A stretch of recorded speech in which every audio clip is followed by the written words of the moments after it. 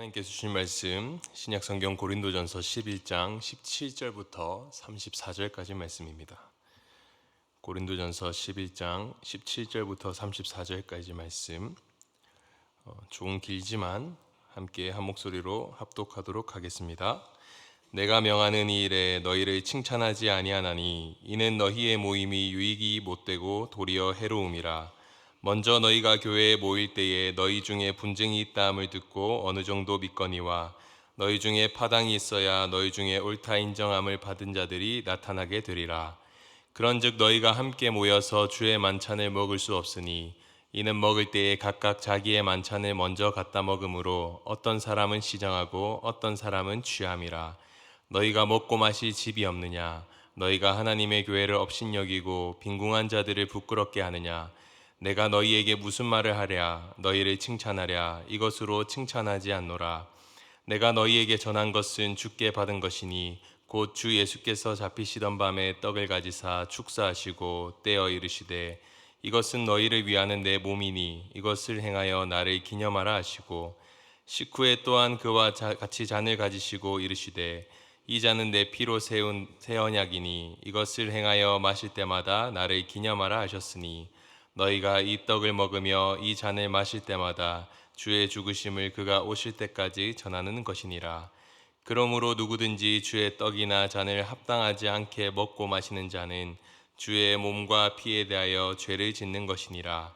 사람이 자기를 살피고 그 후에야 이 떡을 먹고 이 잔을 마실지니 주의 몸을 분별하지 못하고 먹고 마시는 자는 자기의 죄를 먹고 마시는 것이니라. 그러므로 너희 중에 약한 자와 병든 자가 많고 잠자는 자도 적지 아니하니 우리가 우리를 살폈으면 판단을 받지 아니하려니와 우리가 판단을 받는 것은 주께 징계를 받는 것이니 이는 우리로 세상과 함께 정죄함을 받지 않게 하려 하심이라. 그런즉 내 형제들아 먹으러 모일 때에 서로 기다리라. 만일 누구든지 시장하거든 집에서 먹을지니 이는 너희의 모임이 판단받는 모임이 되지 않게 하려 함이라. 그 밖의 일들은 내가 언제든지 갈 때에 바로 잡으리라. 아멘. 니제이 굽타 교수라는 분이 자신의 책 기독교 로마를 뒤흔든 낯선 종교에서 1세기 기독교인들을 가리켜서 당시에 매우 이상하지만 위험하면서 동시에 매력적인 사람들이라고 소개합니다. 한마디로 말하면 그 당시 기독교인들은 굉장히 이상한 사람들이었다는 것이죠. 우리는 규범에서 혹은 전통에서 벗어난 것을 이상하다라고 여깁니다. 그 당시 사람들이 그 기독교인들을 이상하다고 여긴 데는 신을 믿는다고 하면서 당시의 종교들이 가지고 있었던 기본적인 요소들이 기독교 가운데는 없었기 때문입니다. 예를 들면 종교의식이 치러지는 신전이라든지 아니면 의식을 수행하는 사제나 희생제사들이 없었고 또 그 흔한 신상조차 세우지 않았기 때문입니다. 그리스도인들은 신전 대신 가정에서 모였고 제사 대신에 함께 식사를 나누었습니다. 또한 서로를 향하여서 형제와 자매라 부르고 한 집에 모여서 아침과 저녁으로 축제와 같은 그런 시간을 보냈습니다. 이러한 모습들이 그 당시 사람들에게는 굉장히 이상하고 또 낯설게 보였던 것이죠. 그래서 어떤 이들은 당시 그리스도인들을 근친상간을 저지르는 성적으로 문란한 비밀 집단이다라고 기록하기도 했습니다. 우리에게도 이러한 의문이 들 수 있겠죠. 그럼 왜 당시 그리스도인들은 집에서 모였을까? 그리고 왜 당시 그리스도인들은 서로를 향하여서 형제, 자매라고 부르기 시작했을까? 이 두 가지 모두 다 예수님의 가르침 때문이었습니다. 먼저 그리스도인들이 집에서 모인 이유는 초대교회 예배에서 굉장히 중요한 자리를 차지했던 이 공동 식사 때문이었는데요. 예수님은 최후의 만찬이라고 불리는 식사 자리에서 제자들에게 너희가 이것을 행하고 나를 기념하다라고 명령하셨습니다. 이 주님의 명령에 따라서 이후의 교회들은 함께 식사를 하고 떡을 떼고 잔을 나누었습니다. 이것이 예배의식으로 자리 잡게 되고 함께 식사를 하기 위하여서 집에 모일 수밖에 없었던 것이죠. 이 서로를 향해서 형제와 자매라고 부르는 것도 마찬가지입니다. 마태복음 12장에 보면 예수님이 가족에 대해서 질문을 던지시는 장면이 나옵니다. 예수님께 누군가가 당신의 어머니와 형제들이 당신을 찾으러 왔습니다 라고 전합니다. 그러자 예수님이 이 말을 들으시고 그 사람에게 다시 물으시죠. 누가 내 어머니며 누가 내 동생들이냐? 그러시고는 12장 50절에 이렇게 말씀하시는데요. 우리 한번 같이 읽겠습니다. 12장 50절 말씀. 네, 없나요? 제가 읽겠습니다. 누구든지 하늘에 계신 내 아버지의 뜻대로 하는 자가 내 형제요, 자매요, 어머니이니라. 예수님께서는 가족의 개념을 새롭게 정의하신 것입니다. 하나님의 독생자이신 예수님 안에서, 하나님의 아들이신 그 예수님 안에서 하나님께서 우리를 당신의 자녀로 맞아주셨기 때문에 이제 그 예수님을 믿고 따르는 자들 모두가 한 형제요, 자매요, 한 가족이라는 것이죠. 초대교회는 예수님의 가르침을 따라 집에 모여 함께 식사를 했고 서로를 형제, 자매라 부르며 가족이라 여겼던 것입니다. 그런데 주목할 점은 그러한 예수님의 가르침을 따르는 것이 이 세상의 눈에는 이상한 것으로 비춰졌다는 것입니다. 그리스도인들이 일부러 눈에 띄기 위해 독특한 행동을 한 것도 아니고 그들은 그저 예수님의 가르침을 진심으로 따르고자 했던 것이죠.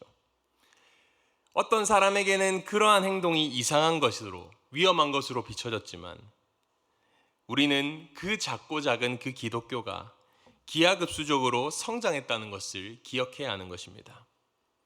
쉽게 말해서 이상한 것이 또 다른 누군가에게는 매력적으로 보였다는 뜻이죠. 당시의 로마 문화와 로마의 종교와 무엇인가 다른 그 이상한 데서 사람들은 매력을 느꼈다는 것입니다. 이제 이러한 배경적 이해를 가지고 오늘 본문을 좀 살펴보기를 원하는데요.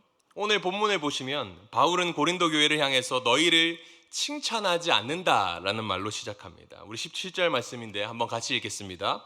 내가 명하는 이 일에 너희를 칭찬하지 아니하나니 이는 너희의 모임이 유익이 못되고 도리어 해로움이라. 바울이 고린도 교회를 칭찬하지 못하는 이유는 그 교회의 모임이 유익하지 못했기 때문입니다. 오히려 해가 되었다라고 말하죠. 여기서 말하는 모임이 앞서 살펴본 그 성찬을 위한 식사 모임입니다. 20절에도 이것을 분명히 하고 있는데요. 그런즉 너희가 함께 모여서 주의 만찬을 먹을 수 없다라고 말하고 있지 않습니까? 그러니까 이것은 일반 식사 모임이 아닌 예배 때 행해진 공동 식사에 어떠한 문제가 있었다는 뜻이죠. 오늘날로 말하면 우리의 예배에, 우리의 교제 가운데 문제가 있었다는 뜻입니다. 21절에서 바울은 그 문제가 무엇인지를 기록하고 있는데 우리 21절 말씀 한번 같이 읽겠습니다. 이는 먹을 때에 각각 자기 만찬을 먼저 갖다 먹음으로 어떤 사람은 시장하고 어떤 사람은 취함이라. 바울은 자기의 만찬을 먼저 갖다 먹었다라고 말합니다. 성찬은 주님의 만찬이죠. 주님께서 우리를 위해 차려주신 식탁입니다. 그런데 바울은 고린도 교회를 향하여서 지금 자기의 만찬을 먹었다고 말합니다. 쉽게 말하면 이 말씀의 배경은 이렇습니다. 여느 때와 같이 고린도 교인들은 만찬을 위해 약속한 집에 한 둘씩 모이기 시작합니다. 그런데 성찬을 위한 식사 자리에서 비교적 부유한 교인들이 이것은 나의 몫이다 하고 많은 양의 음식을 먼저 가져다가 먹은 것입니다. 다른 성도들이 도착하기도 전에, 다른 성도들이 오기도 전에 먼저 그 식사를 먹은 것이죠. 그러면 어떻게 되겠습니까? 다른 사람들은, 늦게 온 자들은 적은 양의 남은 음식을 서로 나누어 먹게 됩니다. 그래서 어떤 사람은 배가 고프고 또 다른 사람은 포도주를 취할 정도로 많이 먹었다라고 말하는 것이죠. 그래서 바울은 그 취해 있는 성도들 향해 취할 정도로 많이 먹은 이들에게 너희가 먹고 마실 집이 없느냐라고 책망하는 것입니다. 하지만 어쩌면 그들은, 그 포도주를 먹고 취한 그들은 그것을 자신들의 정당한 권리라고 생각했을 수도 있습니다. 왜냐하면 교인들의 집에서 그들이 모임을 가졌다면 당연히 많은 사람이 모일 수 있는 집에 모였지 않겠습니까? 오늘날도 마찬가지지만 넓은 평수의 집을 가진 사람들은 어떤 사람들이었겠습니까?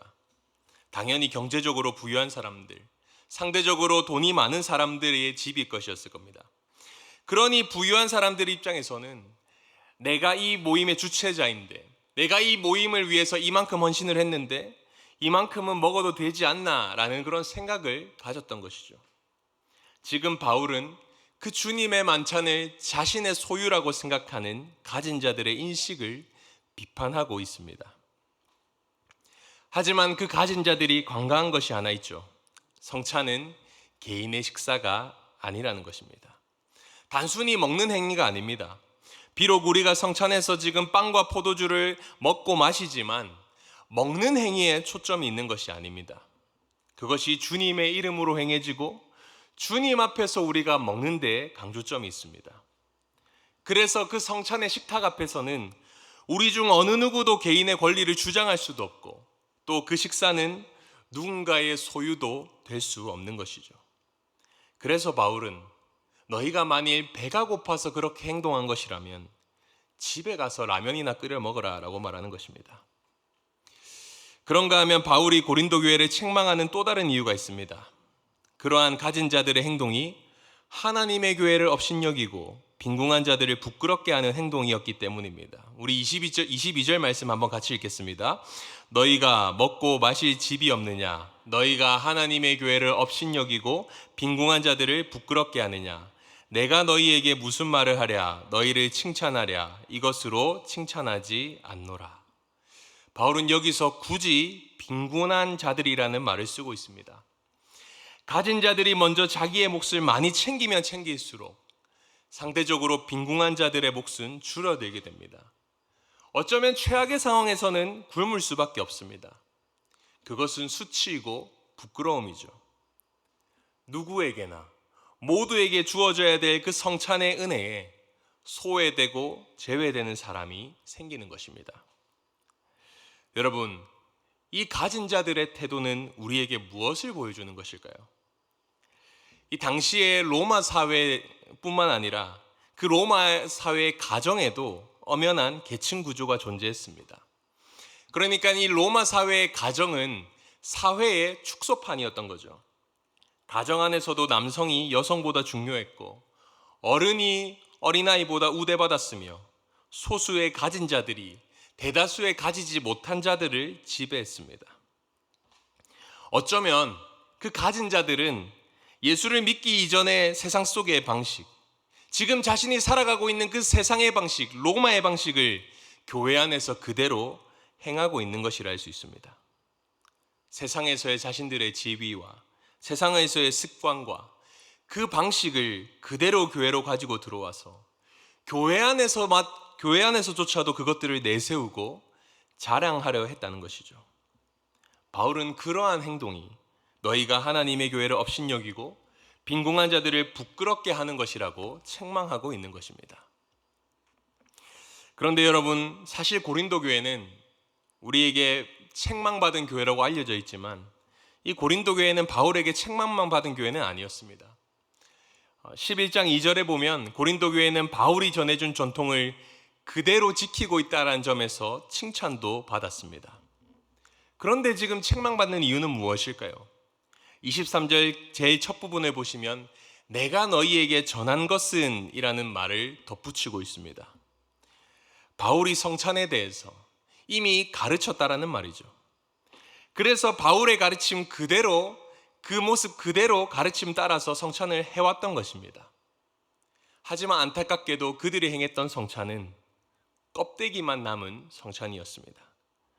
고린도 교회가 행하는 성찬은 명목상의 성찬이었고 주의 만찬이라는 이름으로 모였음에도 불구하고 그 안을 들여다보니 그 모임은 예수님께서 말씀하신 그 정신이 담겨있는 성찬이 아니었다는 것이죠.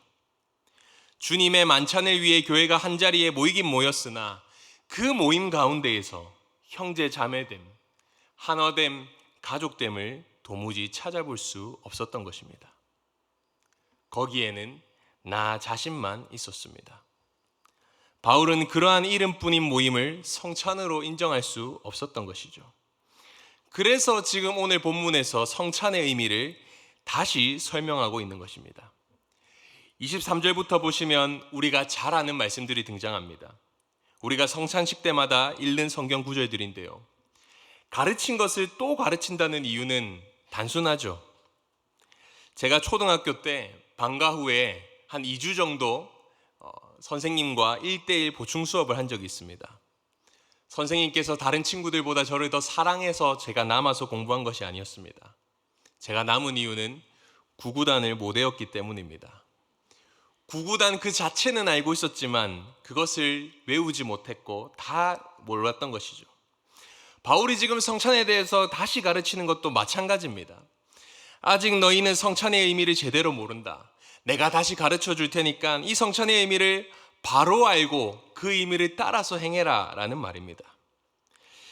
23절부터의 내용들은 워낙 다들 잘 아실 거라 해서 한 구절 한 구절 다 설명드리진 않겠습니다. 그러나 성찬에서 행하는 이 두 가지를 우리가 좀 살펴보기를 원하는데요. 성찬에서 우리는 두 가지를 하죠.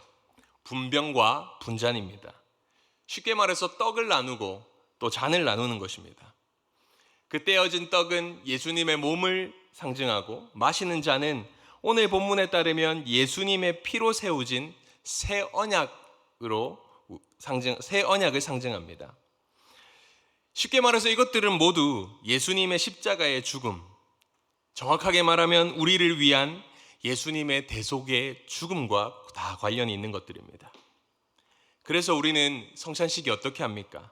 예수님의 죽음과 관련된 찬양을 부르면서 때로는 우리의 마음을 무겁게 만들죠. 십자가에서 예수님께서 못 박히셨을 때 얼마나 아프셨을까? 그 고통을 우리가 묵상하기도 하고요.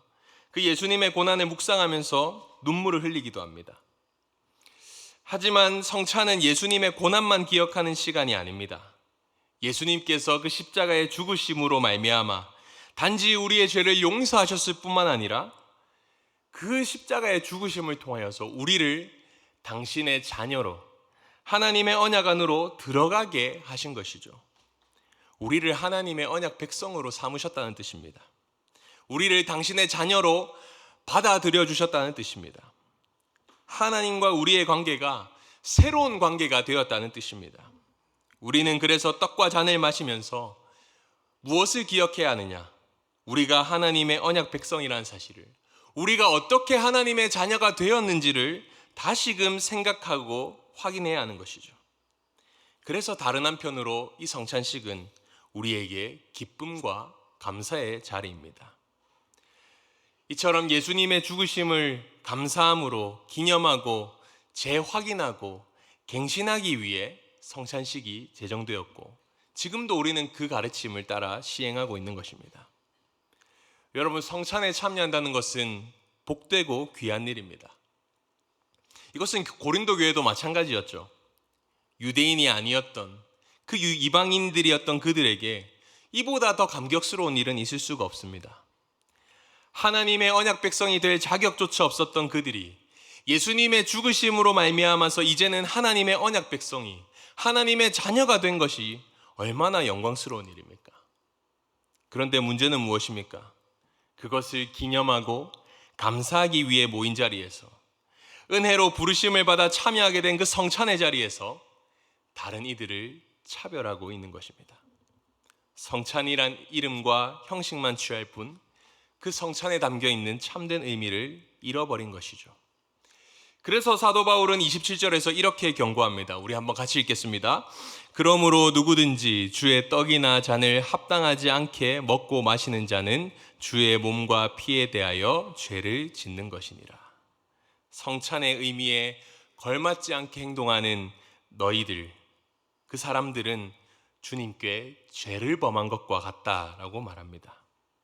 이 말을 고린도 교인들에게 적용한다면 성찬에서 가지지 못한 빈궁한 자들을 실족하게 한다면 그건 단순히 음식을 먹고 못 먹고의 문제가 아니라 너희가 주님의 몸과 피를 더럽히게 한 것이다 라는 거죠. 그렇다면 이러한 고린도 교회를 향한 바울의 해결책은 무엇입니까? 우리 33절 말씀 한번 같이 읽겠습니다. 33절 말씀입니다.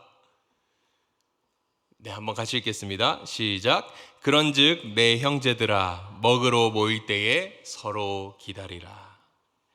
지금까지의 말씀을 잘 들으셨다면 여기서 바울이 말하는 이 기다리라는 것이 단순히 배고픔을 참으라는 뜻이 아니라는 것을 잘 아실 겁니다. 여기서 기다리라는 것은 동등하게 대우하라는 말입니다. 네가 지금까지 세상에서 자랑했던 지위를 앞세워서 네 목과 네 것과 네 사람들을 먼저 챙기지 말라는 뜻입니다.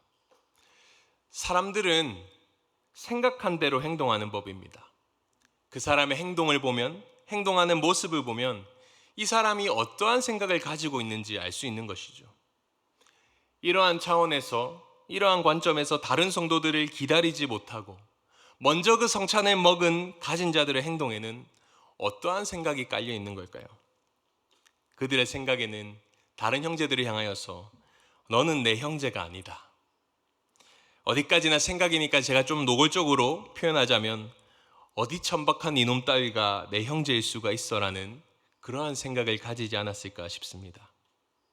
다른 성도를 향하여서 형제님, 자매님이라고 부르지만 정작 그들은 그들을 자신의 가족으로 여기지 않았던 것이죠. 이것이 바로 바울이 고린도 교회를 칭찬하지 못하고 책망하는 이유입니다. 사랑하는 성도 여러분, 지금까지 짧게 이 고린도 교회의 모습을 우리가 살펴보았는데요. 그렇다면 우리가 주 안에서 가족이 된다는 것은 어떠한 의미일까요? 어떠한 모습일까요? 우리는 내가 판단하고 내가 결정해서 누군가를 가족으로 선택한 것도 아닙니다. 선택할 수 있는 문제도 아닙니다. 이미 우리는 예수 그리스도 안에서 그분을 믿음으로 모두 한 가족이 되었습니다.